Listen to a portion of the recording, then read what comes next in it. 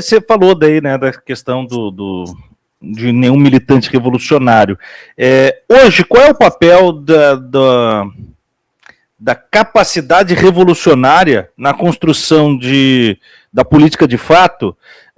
E também eu aproveito essa mesma pergunta e te indago sobre esse novo perfil revolucionário que tem surgido nas redes, que alguns chamam de web revolucionário, Sofia, que tem essa capacidade de diálogo com, obviamente, né, uma geração mais jovem, de uma forma mais clean, mas que, via de regra, tem uma série de defasagens também no que representa, de fato, esse compromisso político, né, para que não seja uma gincana e seja, assim, política, né, e para que tenha a maturidade necessária para lidar com quando os adultos precisam resolver o tema da sala. Queria esses dois pontos. O papel, de fato, de uma visão revolucionária e esse lugar mais lúdico web revolucionário hoje.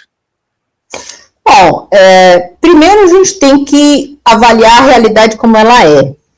No mundo todo, né, os partidos e os movimentos revolucionários estão muito fracos, né, estão perdendo espaços significativos para uma outra visão que se passa como antissistêmica, que na verdade é sistêmica, mas ao mesmo tempo se diz contra tudo, que são os diversos espectros do fascismo. Então, não adianta a gente achar que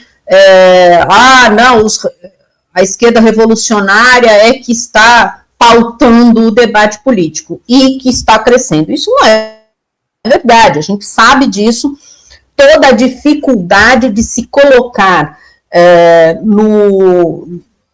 na compreensão de grande parte da população que o debate deve se voltar para as condições de vida, como é que o capitalismo funciona, por que ele deve ser superado e por que a gente é revolucionária. Esse tipo de debate político não está tendo espaço, isso é evidente e nós não podemos esquecer.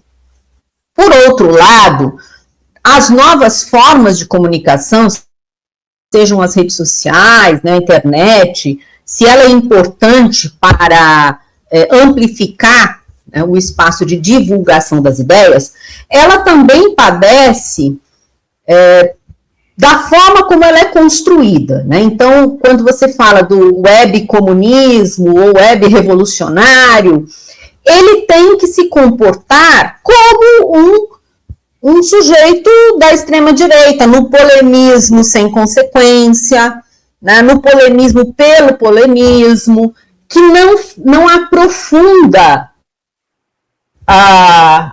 o debate para a consciência em si, né, da população. Então, simplesmente, o que a gente tem visto, né, nas redes sociais são fã-clubes e não um conjunto de pessoas que estejam convencidas ideologicamente daquele posicionamento, porque a sua consciência compreendeu todos os aspectos, ou grande parte dos aspectos políticos que o levam a essa posição.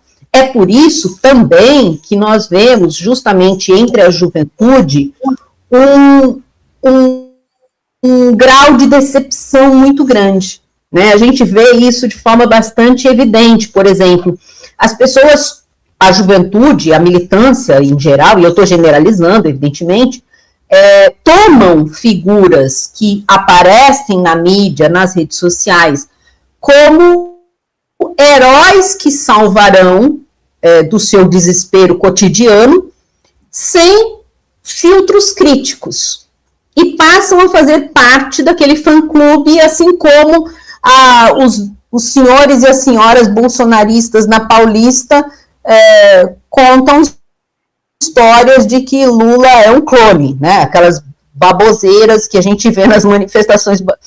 Do outro lado é a mesma coisa. Só que aí, quando esses webfãs, né, se encontram minimamente com a realidade concreta, elas se decepcionam de tal forma que muitas vezes ou passam a descrença passam a ser descrentes da política ou viram inimigos até.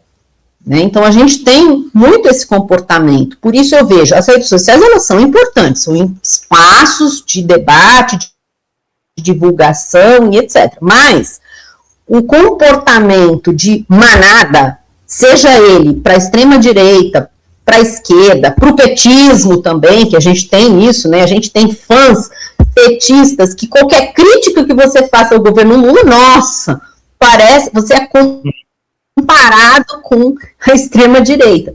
Então, a gente tem que ter mais filtros, né, no entendimento do que estas figuras públicas representam, seja nas redes sociais, na vida política e assim por diante. Eu vi, por exemplo, nos comentários do chat agora, comentários sobre Jacques Wagner, e pessoa falando assim, eu não vou mais para as ruas depois do Jacques Wagner. Gente, calma, não é assim, né? A gente tem que ter um pouco de ponderação sobre como se comportar e o compromisso próprio que nós temos. É evidente que, durante minha vida política, eu já tenho algumas décadas, né, de vida política, eu já me decepcionei muito com diversas figuras, inclusive do meu partido, e nem por isso eu vou deixar de ter um compromisso, um comportamento político por conta dessas decepções. Eu tenho que amadurecer, né, pensar, bom, teve esse fato concreto, teve essa atuação, agora por conta disso eu vou abandonar completamente o campo político do qual eu faço parte. Então precisamos amadurecer um pouco os nossos comportamentos políticos, especialmente daqueles que se colocam como revolucionários e daqueles que se colocam como esquerda.